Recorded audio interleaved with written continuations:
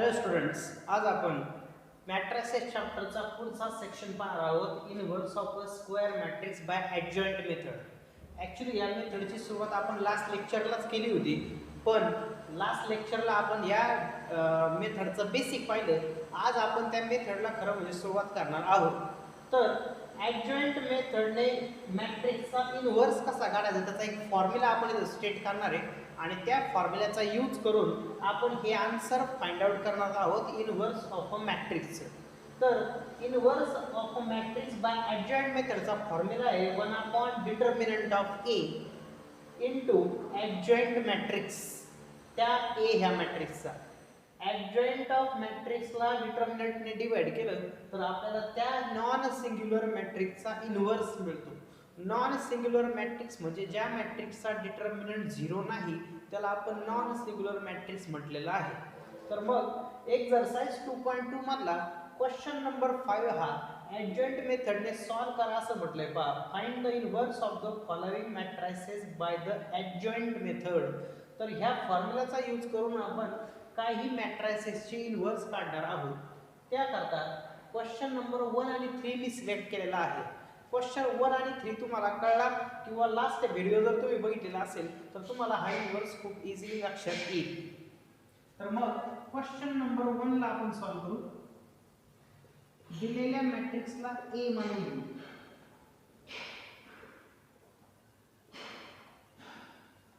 त्याचा जर डिटर्मिनंट घेतला तर -1 5 -3 2 चा डिटर्मिनंट काय येईल पहा. -1 ने 2 ला मल्टिप्लाय केलं -2, -3 ने 5 ला मल्टिप्लाय केलं -15. सो दिस इज -2 +15 आणि म्हणून डिटर्मिनंट ऑफ ए चा आन्सर राहील 15 - 2 that is 13 which is not equal to 0. 13 is not equal to 0 म्हणजे दिलेला मॅट्रिक्स नॉन सिंग्युलर असल्यामुळे त्याचा इनव्हर्स एक्झिस्ट असणार आहे. Therefore A inverse exists. So inverse exist आहे म्हणजे अस्तित्वात आहे, कारण त्याचा डिटर्मिनंट नॉन झिरो आहे म्हणजे झिरो नाही. म्हणजेच आपल्याला दिलेल्या मॅट्रिक्सचा इनव्हर्स काढता येईल. जर आन्सर 0 आला असतं तर आपण ए इनव्हर्स डज नॉट एक्झिस्ट सांगून आपण इनव्हर्स काढलाच नसता, कारण तो एक्झिस्टच नाही. पण इथं नॉन झिरो आन्सर आला याचा अर्थ त्या मॅट्रिक्सचा इनव्हर्स एक्झिस्ट आहे. मग आता मॅट्रिक्सचा ॲडजॉइंट काढायचा म्हटल्यानंतर आपल्याला त्या मॅट्रिक्सचे कोफॅक्टर्स काढावे लागतात. तर मग दिलेल्या मॅट्रिक्स ए चे कोफॅक्टर काढताना आपण सुरुवात करू A11 ने. सो -1 + 1 * M11 आहे त्याचा फॉर्म्युला. -1 चा स्क्वेअर 1 + 1 होतं 2, त्याचा स्क्वेअर आहे 1 आणि M11 म्हणजे first row first column delete करून टाका. First row first column delete केली तर 2 शिल्लक राहतोय आणि मग 1 × 2 होईल 2 म्हणजे पहिला कोफॅक्टर आला 2. आता दुसऱ्या कोफॅक्टरकडे जाऊ आपण. फर्स्ट रो सेकंड कॉलम म्हणजे A12 चा कोफॅक्टर. फॉर्म्युला आहे -1 + 1 + 2 * M12. -1 + 1 + 2 म्हणजे 3 म्हणजेच -1 चा क्यूब आला, मग तो असतो -1. आणि M12 म्हणजे first row second column delete करा. First row second column delete केला तर -3 राहतोय आणि -1 ला -3 ने मल्टिप्लाय केलं तर +3 येईल आणि मग A12 येईल +3 म्हणजे सेकंड कोफॅक्टर ह्या 5 एलिमेंटचा कोफॅक्टर आलाय 3. आता आपण जाऊ सेकंड रोच्या कोफॅक्टर्स कडे. सो सेकंड रोचा पहिला कोफॅक्टर म्हणजेच A21 असतो आणि बाय फॉर्म्युला आपण त्याला -1/2 + 1 * M21 लिहितो. 2 + 1 म्हणजे परत क्यूब आला, -1 चा क्यूब असणार आहे -1 आणि second row first column 21. Second row first column delete केला तर 5 राहील आणि मग -1 × 5 आपल्याला मिळेल -5. आता सेकंड रोचा सेकंड कॉलमचा कोफॅक्टर म्हणजे A22. सो बाय फॉर्म्युला तो आहे -1/2 + 2 * M22. 2 + 2 म्हणजे 4, -1/4 येईल 1 आणि सेकंड रो सेकंड कॉलम जर डिलीट झाला तर फक्त -1 राहतोय. 1 ला -1 ने मल्टिप्लाय केलं म्हणजे आपल्याला फायनल कोफॅक्टर मिळेल -1. ह्या कोफॅक्टरवरून आपण लिहिणार ऍडजॉइंट मॅट्रिक्स. मग पहिल्या रोचे जे दोन कोफॅक्टर आले होते, पहिल्या दोन एलिमेंटचे जे दोन कोफॅक्टर आले होते ते पहिल्या कॉलमला आपण ऍडजॉइंट मध्ये घेतो. हे लक्षात घ्या. आपण लास्ट व्हिडिओ मध्ये पाहिलं होतं की पहिल्या रो चे कोफॅक्टर पहिल्या रो मध्ये आणि सेकंड रो मध्ये कोफॅक्टर सेकंड रो मध्ये लिहिले तर त्याला आपण कोफॅक्टर मॅट्रिक्स म्हटलं होतं. आणि त्या मॅट्रिक्सचा जर ट्रान्सपोज घेतला म्हणजे पहिल्या रो चे कोफॅक्टर जर पहिल्या कॉलम मध्ये घेतले तर तो ऍडजॉइंट मॅट्रिक्स असतो. मग सेकंड रो चे कोफॅक्टर सेकंड कॉलम मध्ये लिहून टाकू आणि हा झाला आपला ऍडजॉइंट मॅट्रिक्स. त्या व्हॅल्यूज काय आल्यात पहा. सो A11 A12 2 3 आली की पहिल्या कॉलमला घेणार आपण. सगळ्यात इम्पॉर्टंट गोष्ट आहे लक्षात ठेवा की ऍडजॉइंट मध्ये रो चे कोफॅक्टर्स या आपण कॉलम मध्ये लिहितोय. सेकंड रो चे कोफॅक्टर आता इथे काढले ते आहेत -5 -1 आणि मग हा झाला ऍडजॉइंट मॅट्रिक्स जो आपल्याला पाहिजे होता इनव्हर्स काढण्यासाठी. So inverse of matrix by adjoint मेथडचा फॉर्म्युला लिहून टाकू. So 1 upon determinant of inverse equal to determinant आपला 13 आला होता पहा 13. So 1 upon 13 आणि adjoint matrix आपण आताच लिहिलाय 2 - 5 3 - 1. तर मग इनव्हर्स असाही सांगता येईल किंवा A inverse equal two upon 13 असल्यामुळे पूर्ण मॅट्रिक्सला तुम्ही 13 ने डिवाइड करून घेऊ शकता. So 2/13 लिहिता येईल पहिला एलिमेंट, -5/13 लिहिता येईल दुसरा एलिमेंट, 3/13 लिहिता येईल तिसरा एलिमेंट आणि -1/13 लिहिता येईल तिसरा एलिमेंट.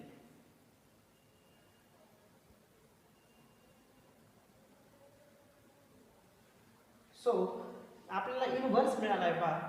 हे एक्झाम्पल इझिली कळण्यासाठी तुम्ही लास्ट व्हिडिओ व्यवस्थित पहा, त्याची प्रॅक्टिस करा आणि मग ह्या एक्झाम्पलकडे या. मग हे एक्झाम्पल खूप सोपे असतील तुमच्यासाठी. मग आता आपण पाहू क्वेश्चन नंबर 3. त्या क्वेश्चन नंबर 5 मधला थर्ड क्वेश्चन म्हणजे आपण पाहतो त्याचा आपल्याला इनव्हर्स काढायचा आहे युजिंग ऍडजॉइंट मेथड म्हणजे हा फॉर्म्युला वापरून.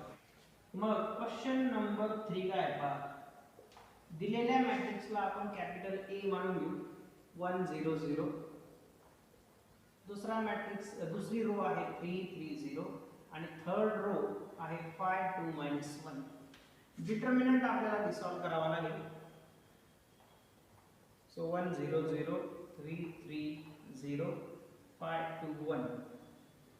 एक लक्षात घ्या डिटर्मिनंट आधी सॉल्व करणार तो नॉन झिरो आला A इनव्हर्स एक्झिस्ट असला तरच इनव्हर्स काढणार, अदरवाइज इनव्हर्स काढायचा नाही, ऍडजॉइंट यूज करायचा नाही. कारण इनव्हर्सचा फॉर्म्युला जो तुम्ही लिहिला होता 1 अपॉन डिटर्मिनंट ऑफ A, जर हा डिटर्मिनंट 0 झाला तर 1 अपॉन 0 नॉट डिफाइन असल्यामुळे इनव्हर्स एक्झिस्ट होत नाही किंवा डिफाइनच होत नाही. म्हणून डिटर्मिनंट आधी इम्पॉर्टंट आहे म्हणून तो आधी काढून घ्यायचा. मग आता याला सॉल्व करा. 1 into 1 घेतल्यानंतर आपण ही रो आणि हा कॉलम फर्स्ट कॉलम डिलीट करतो आणि 2/2 ला सॉल्व करतो. 3 into 1 is 3 -2 into 0 is 0. पुढच्याला आपण मायनस घेऊ तो 0 आहे.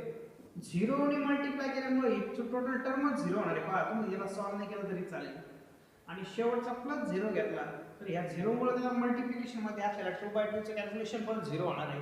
म्हणून ते कॅल्क्युलेशन मध्ये नाही घेतले तरी चालते. सो 3 - 0 होईल 3 आणि into 1 म्हणजे आन्सर येणार आहे डिटर्मिनंट ऑफ A चं 3 which is not equal to 0 आणि डिटर्मिनंटचा आन्सर 0 नसल्यामुळे इनव्हर्स एक्झिस्ट आहे आणि म्हणून तो आपण आता काढणार. इनव्हर्स अस्तित्वात असल्यामुळे आपण त्याचं सोल्युशन आता पाहू. मग आता ऍडजॉइंट मेथड वापरायची असल्यामुळे ह्या प्रत्येक एलिमेंटचे आपण कोफॅक्टर्स काढून घेणार.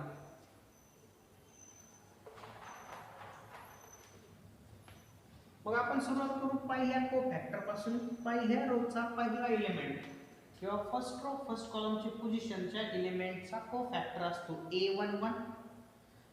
First row first column delete होणार आहे पहा. -1 - 1 + 1 into M11 त्याचा मायनस -1 + 1 म्हणजे 2 त्याचा स्क्वेअर झाला, -1 चा स्क्वेअर असतो 1 आणि इंटू m11 म्हणजे first row first column delete झाल्यामुळे जो राहिलेला डिटरमिनंट आहे त्याचं सोल्युशन. सो 3021 लिहिले बघा. So 3 into 1 is 3 minus 2 into 0 is 0. So 3 minus 0 is 3. So पहिला कोफॅक्टर आला 3. आता हे तुम्हाला आता आपण इथं 1 ने मल्टिप्लाय केल्यामुळे तर डिटरमिनंटच कॅल्क्युलेशन येणार आहे लक्षात घ्या. बाहेर जर -1 आला तरच आपण त्याचा विचार करणार. मग आता आपण जाऊ पहिल्या रोच्या दुसऱ्या एलिमेंटच्या कोफॅक्टरकडे. बाय फॉर्म्युला तो असणार आहे -1 + 1 + 2 into m12. 1 + 2 म्हणजे 3 झाले. -1 चा क्यूब असतो -1 आणि first row second column delete केला. First row second column delete केला तर 3051 हा डिटरमिनंट आपल्याला मिळेल. -1 बाहेरचा तसाच ब्रॅकेट मध्ये 3 into 1 राहील 3 -5 into 0 is 0. 3 - 0 म्हणजे 3 आणि बाहेरचा मायनस, सो -3 आन्सर येईल. आता फर्स्ट रो चा थर्ड एलिमेंट A13 कोफॅक्टर. A13 म्हणजे काय पहा, फर्स्ट रो चा थर्ड एलिमेंट जो 0 याचा आपण कोफॅक्टर काढतोय. सो बाय फॉर्म्युला तो असणार आहे -1 + 1 + 3 into m12. 1 + 3 म्हणजे 4 झाले. -1 चा 4 म्हणजे इवन पॉवर आला म्हणजे आन्सर येणार आहे 1. त्याच्यावर 2/2 येईल. First row third column m13. First row third column delete करा. फर्स्ट रो आणि थर्ड कॉलम डिलीट केला तर 3 3 5 2 राहते. 3 3 5 2 सॉल्व करा. 3 × 2 6 -5 × 3 15. 6 - 15 येईल -9. पहिल्या रोच्या तिन्ही एलिमेंटचे 3 कोफॅक्टर आपण काढले. आता दुसऱ्या रोच्या पहिल्या एलिमेंटचा कोफॅक्टर म्हणजे A21. A21 आलाय तर मग -1 + 2 + 1 into m21. 2 + 1 म्हणजे 3 झाले. -1 चा क्यूब -1 आणि सेकंड रो फर्स्ट कॉलम 21 म्हणजे second row first column delete करा. सेकंड रो आणि फर्स्ट कॉलम डिलीट केला तर 0 0 21 आणि डिटरमिनंट मध्ये एक जरी रो किंवा कॉलम 0 झाला तर आन्सर 0 येतं. म्हणून डायरेक्ट 0 लिहून टाकायला काहीच हरकत नाही. आता सेकंड रो चा सेकंड एलिमेंट त्याचा कोफॅक्टर -1 + 2 + 2 into m22. तुम्ही जर लास्ट व्हिडिओची प्रॅक्टिस केलेली असेल तर तुम्हाला इथं हे कॅल्क्युलेशन इझिली कळतील. 2 + 2 म्हणजे 4 झाले. 4 हा इवन नंबर असल्यामुळे -1 चा इवन पॉवर पॉझिटिव्ह असतो. Second row second column delete केली. सेकंड रो आणि सेकंड कॉलम डिलीट केली तर 1051 हे कॉर्नर एलिमेंट्स राहतात. 1 into 1 होईल 1 -5 into 0 होईल 0 1 - 0 1 येणार आहे म्हणजे कोफॅक्टर आला 1. आता सेकंड रो थर्ड कॉलमचा कोफॅक्टर फॉर्म्युला असणार आहे -1 + 2 + 3 into m23. 2 + 3 म्हणजे 5 -1 चा 5 म्हणजे ऑड पॉवर आल्यामुळे -1 लिहून टाका. Second row third column delete करून टाका. Second row third column delete केला तर 1052 राहतोय. 1052 बाहेरचा मायनस तसाच 1 into 2 is 2 -5 into 0 0. सो 2 - 0 म्हणजे 2 बाहेरचा मायनस मुळे होईल -2. सो सेकंड रो चे तीनही कोफॅक्टर्स आपण काढले. आता थर्ड रो चे 3 कोफॅक्टर आपण काढून घेऊ. सो थर्ड रो चा फर्स्ट एलिमेंट -1 + 3 + 1 into m31. 3 + 1 म्हणजे 4 झाले. पहा 31 31 31 आपण ते कॉम्बिनेशन लक्षात असेल तुमच्या. 3 + 1 म्हणजे 4 झाल्यामुळे परत इव्हन पॉवर आल्यामुळे प्लस आन्सर येईल. Third row first column delete करून टाका. Third row first column delete केला तर 0 0 3 0 राहील आणि नंबर ऑफ 0 झाल्यामुळे आन्सर 0 येणार आहे. त्यामुळे याला कॅल्क्युलेट नाही केलं तरी चालेल. थर्ड रो चा सेकंड एलिमेंटचा कोफॅक्टर A32 आपण सांगू. So -1 + 3 + 2 into m32 equal to 3 + 2 म्हणजे 5 झाले, ऑड आलं, सो मायनस येणार आहे.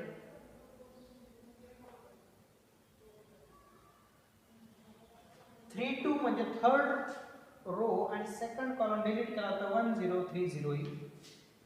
सो 1 0 3 0 पूर्ण कॉलम 0 झाल्यामुळे आन्सर 0 लिहून टाकलं, काहीच हरकत नाही. प्रॉपर्टीज ऑफ डिटर्मिनंट पण वापरतोय आपण. आणि शेवटचा कोफॅक्टर a33 -1/3 + 3 * m33. 3 + 3 6 झाले. -1 चा इवन पॉवर आल्यामुळे त्याला तुम्ही 1 घेऊ शकता. आणि थर्ड रो थर्ड कॉलम जर डिलीट केली तर काय होईल पहा. Third row third column delete झाल्यामुळे 1 0 3 3 1 0 3 3 1 * 3 होईल 3 -3 * 0 होईल 0. सो आन्सर राहील 3. सो सगळे कोफॅक्टर आले पहा. आता आपण ऍडजॉइंट मॅट्रिक्स लिहून काढू. मग ऍडजॉइंट मॅट्रिक्स काय राहील पहा. ऍडजॉइंट ऑफ ए, एक लक्षात घ्या की पहिल्या रोचे तिन्ही एलिमेंट पहिल्या कॉलमला यायला पाहिजे.